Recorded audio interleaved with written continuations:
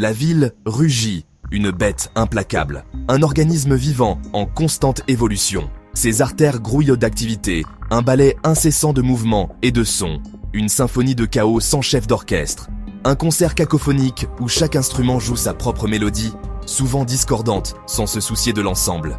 Les klaxons hurlent, les sirènes gémissent, perçant le voile sonore de la ville. Elles sont les cris d'urgence, les appels à l'aide noyés dans la masse. Et des milliers de voix se fondent en un bourdonnement unique et assourdissant.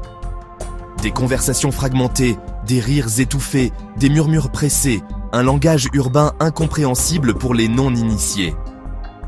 Les visages dans la foule sont des masques de tension, des reflets de la pression constante exercée par la ville. Chaque personne emportée par l'urgence, leur état intérieur reflétant le chaos qui les entoure.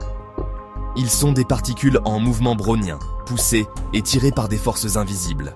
Nous sommes bombardés d'informations, d'exigences et d'angoisses, un déluge numérique qui menace de nous submerger. On nous apprend à courir après la paix, comme si c'était un prix lointain, une chimère insaisissable au bout d'une course sans fin. Mais si la paix ne se trouvait pas à l'extérieur, si elle n'était pas un objectif à atteindre, mais un état à cultiver. Les stoïciens connaissaient la vérité. Le monde sera toujours turbulent.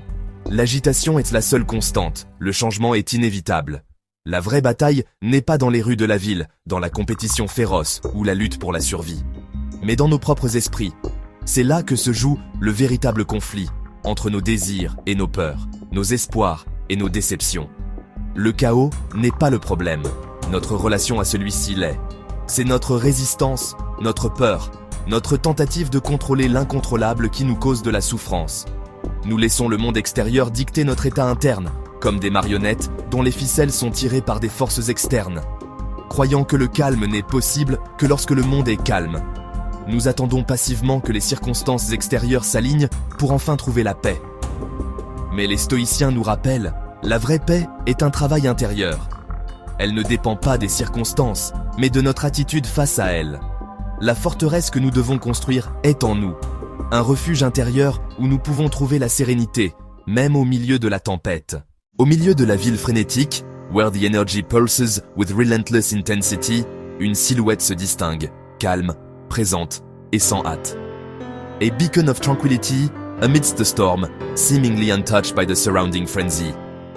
Il s'appuie contre un mur, serein, finding solace in the simple act of stillness. Tandis que le chaos tourbillonne autour de lui. A whirlwind of activity, a symphony of sirens and shouts, yet he remains unmoved. Il voit et entend tout, absorbing the sensory overload with a quiet awareness. Mais n'est pas consumé par cela. He is an observer, not a reactor, a master of his own internal state. Son immobilité n'est pas de l'apathie. It's not a sign of indifference or detachment, mais de la force. A testament to his inner resilience and unwavering resolve. Le résultat de la compréhension de ce qu'il peut et ne peut pas contrôler. A profound understanding that empowers him to navigate the complexities of life with grace and equanimity. Le bruit du monde l'envahit. The cacophony of modern existence washes over him. Mais il choisit sa réponse. He consciously decides how he will engage with the external world, refusing to be swept away by its currents. C'est la discipline stoïcienne de la perception, a timeless philosophy that offers a pathway to inner peace and resilience. Les événements ne sont que des événements. They are neither inherently good nor bad, but simply occurrences. Nos jugements craignent la souffrance. It is our interpretations, our evaluations, that lead to emotional distress. Il refuse d'ajouter du poison. He declines to taint his experience with negativity en qualifiant le chaos de bon ou de mauvais. By refraining from labeling the chaos, he avoids the trap of emotional reactivity. En retenant son jugement, by exercising self-restraint and pausing before reacting, il protège sa paix. He safeguards his inner sanctuary from the storms of the external world. Les stoïciens enseignaient, these ancient sages imparted a profound truth. Nous ne pouvons pas contrôler le monde. The external world is often beyond our influence. Mais nous pouvons toujours contrôler notre réponse.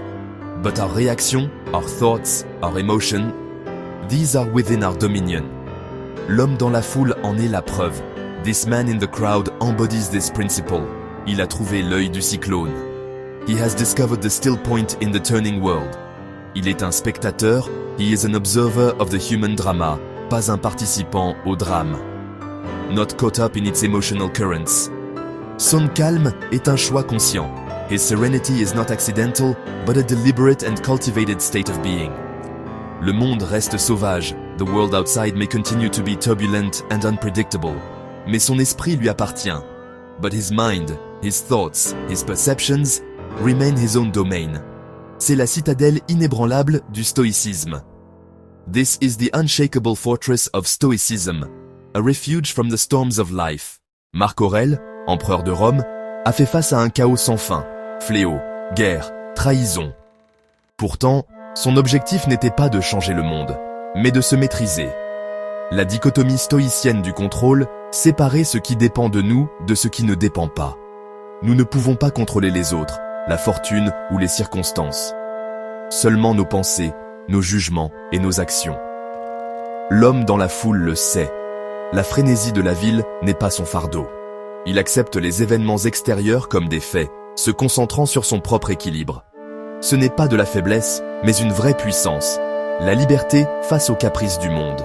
Notre paix d'esprit n'est jamais à la merci des circonstances. Le chaos n'est pas un obstacle, mais le gymnase où nous entraînons notre caractère. La maîtrise de soi est la force ultime. Le stoïcisme est un entraînement quotidien pour l'âme, pas un idéal lointain. Le calme de l'homme est bâti sur d'innombrables petits choix. Faire une pause, respirer, répondre avec raison.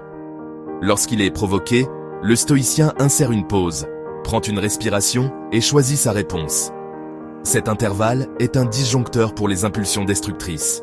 La présence est une autre pratique, s'ancrer dans le moment, ne pas s'échapper dans la distraction. Il observe le chaos sans s'y laisser entraîner, déclarant sa maîtrise sur sa concentration. Sénèque a écrit « Celui qui est maître de soi est plus grand que celui qui est maître du monde. » Le pouvoir extérieur est fragile, la maîtrise de soi est inaliénable. L'âme résiliente façonne son expérience de l'intérieur. C'est la vraie puissance, la vraie liberté. Le bruit du monde devient un entraînement, non un tourment. La sérénité est une compétence, pratiquée quotidiennement. Imaginez votre paix intérieure comme un lever de soleil, un phare de calme dans le tumulte de la vie. Visualisez-le grandissant, illuminant chaque recoin de votre être. Stable, fiable, brillant au-dessus des tempêtes de la vie. Un point d'ancrage inébranlable, auquel vous pouvez toujours revenir, peu importe les défis qui se présentent. Cultiver cette lumière intérieure est un processus graduel, un voyage continu, plutôt qu'une destination. Construit à partir de petits choix conscients, de décisions délibérées, qui renforcent votre résilience et votre équilibre. Chaque respiration, une occasion de se recentrer et de se reconnecter à votre essence. Chaque pause, un moment de réflexion pour observer vos pensées sans jugement. Chaque acte de maîtrise de soi, une victoire sur l'impulsivité et une affirmation de votre volonté, est un rayon de lumière repoussant l'obscurité, dissipant les doutes et les peurs qui vous assaillent. Le calme intérieur apporte de la clarté, une vision lucide qui vous permet de naviguer avec assurance, nous permettant de voir les situations telles qu'elles sont, sans les distorsions de nos préjugés et de nos émotions. Non à travers le brouillard de l'émotion, mais avec une objectivité et une perspicacité accrue. Nous répondons avec sagesse, non avec réactivité, en choisissant nos actions avec intention et discernement. Marc Aurèle appelait cela « laisser notre raison dirigeante nous guider », en permettant à notre intellect de tempérer nos passions. Peu importe l'obscurité de la nuit, les défis que vous rencontrez ou les épreuves que vous traversez, votre soleil intérieur peut se lever, illuminant votre chemin et vous guidant vers la lumière. L'homme dans la foule ne nie pas le chaos, il ne se laisse pas submerger par le tumulte extérieur. Il choisit de se concentrer sur son lever de soleil, sur la beauté et la sérénité qui résident en lui. Sa sérénité est résiliente, non fragile, elle est forgée dans l'adversité et renforcée par la pratique. C'est une paix née de la pratique et de la conscience de soi, une paix profonde et durable. Les tempêtes passent, mais le soleil perdure. Votre lumière intérieure est éternelle. C'est la force secrète du stoïcien, une force intérieure inébranlable. Le stoïcisme ne consiste pas à supprimer les émotions, mais à les comprendre et à travailler avec elles. Le sage architecte de l'âme examine les sentiments honnêtement, en se demandant « Que ressens-je et pourquoi ?» Nommer et investiguer les émotions crée une distance, les empêchant de prendre le dessus. Les émotions sont des messagers. La colère signale des valeurs violées, la peur avertit des menaces. Une fois que nous comprenons le message, nous choisissons notre réponse avec raison. C'est la maîtrise. Ne pas être un esclave de la passion, mais un sculpteur de caractère. Chaque jour apporte de nouveaux matériaux, défis, frustrations, opportunités de pratiquer. Nous pouvons construire une cabane fragile ou une forteresse résiliente. Les outils, conscience, raison, pratique, sont toujours disponibles. La maîtrise de soi est un art de vivre. Le choix nous appartient toujours. La ville rugit toujours, inchangée et chaotique.